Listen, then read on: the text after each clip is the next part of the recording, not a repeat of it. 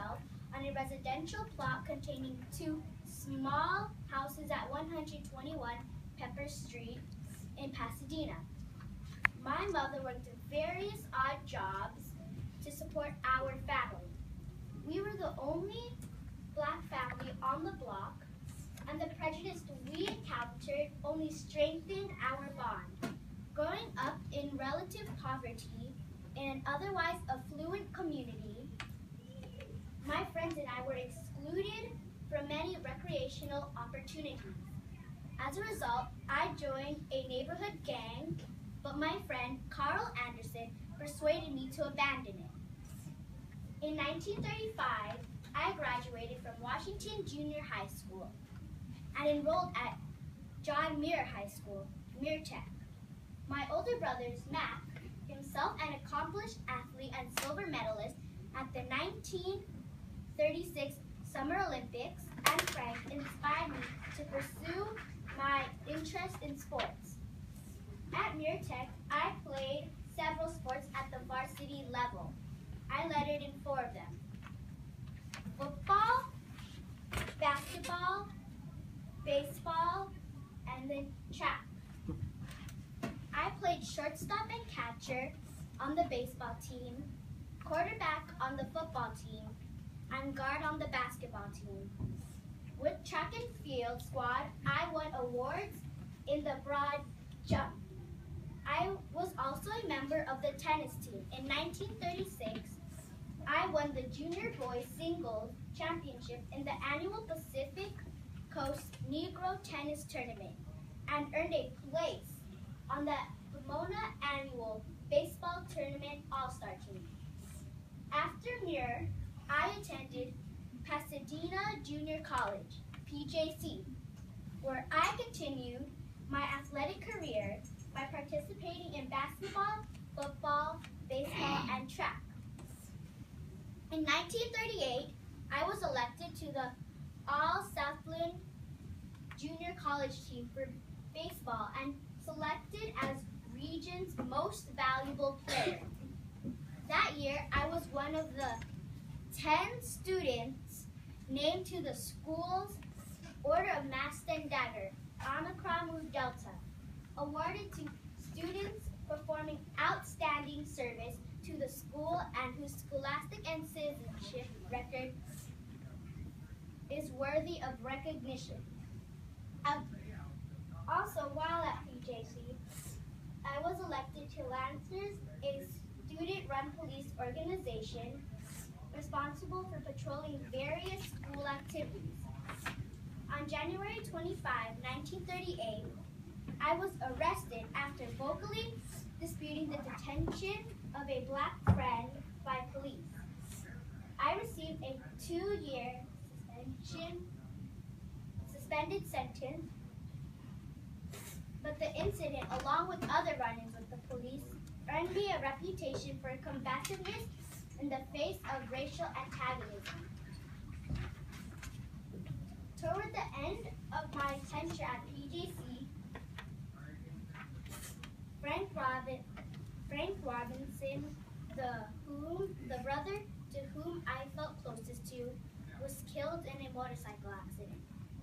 This motivated me to pursue my athletic career at nearby University of California, Los Angeles, UCLA, where I could remain close to Frank's family. I became the university's first student to win varsity letters in 4 sports: baseball, basketball, football, and track. I was one of the 4 Black players on the 1939 UCLA Bruins football team. The others were Woody Strode, Kenny Washington, and Ray Bartlett. At a time when only a few Black students played mainstream college football, this made UCLA college football's most integrated team. Baseball was my worst sport at UCLA. I hit .097 in my only season. Although in my first game, I went 4 for 4 and twice stole home.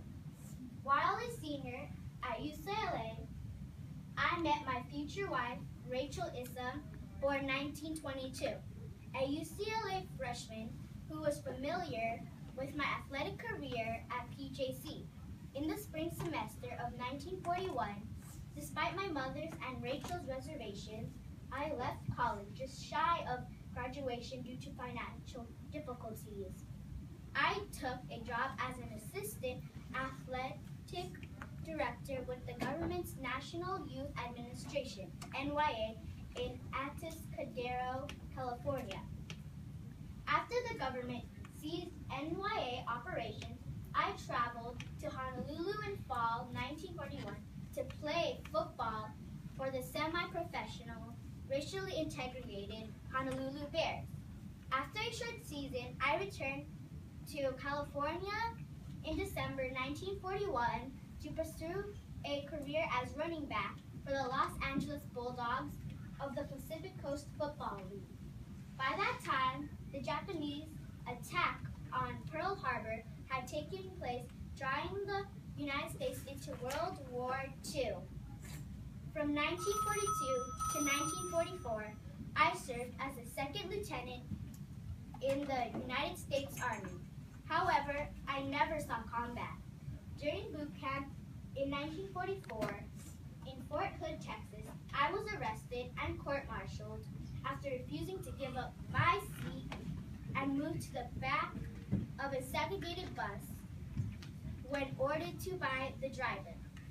The united efforts of my friends, the National Association for the Advancement of Colored People, NAACP, and various black newspapers shed public light on the injustice, and I was ultimately acquitted of the charges and received an honorable discharge.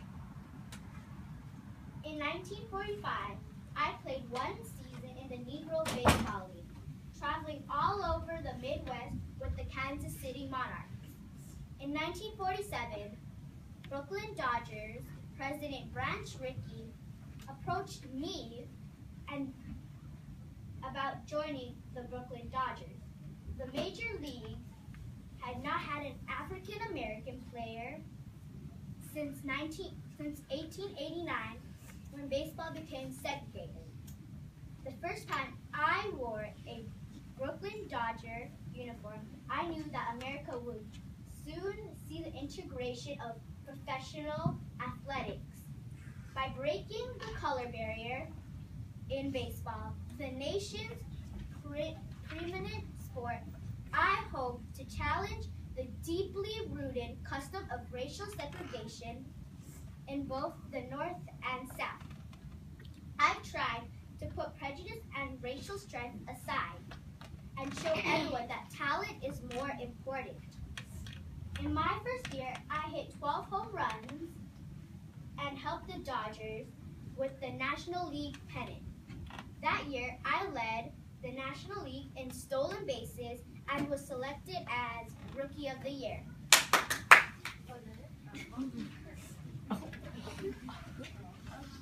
And critics alike, fans and critics alike were impressed. I had a batting average of .342 during the 1949 season. I led in stolen bases that year and earned the National League's Most Valuable Player award. I stole home 19 times in my career, setting a league record. I also became the highest paid athlete in Dodgers history, and my success in the major leagues opened the door for other African American players. I championed the cause of African American athletes, civil rights, and other social and political causes. In July 1949, I testified on discrimination before the House Un-American Activities Committee. In 1952, I publicly called out the Yankees as a racist organization for not having broken the color barrier 5 years after I began playing with the Dodgers. In my decade-long career with the Dodgers, our team won the National League pennant several times. Finally, In 1955, we achieved the ultimate victory, the World Series. After failing before in 4 other series matchups, we beat the New York Yankees. Our team won one more National League pennant the following season, and I was traded to the New York Giants.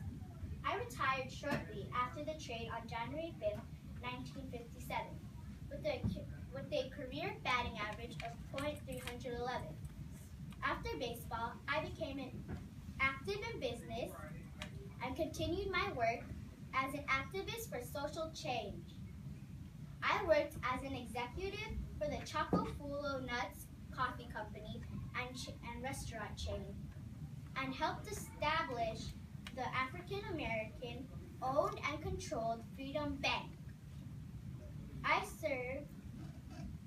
served on the board of the NAACP in 1967 and was the first African American to be inducted into the Baseball Hall of Fame in 1962. In 1972, the Dodgers retired my uniform number of 42. I continued to lobby for greater integration in sports. My hope is that my life and legacy will be remembered as one of the most important in American history and serve as an important inspiration to America's youth.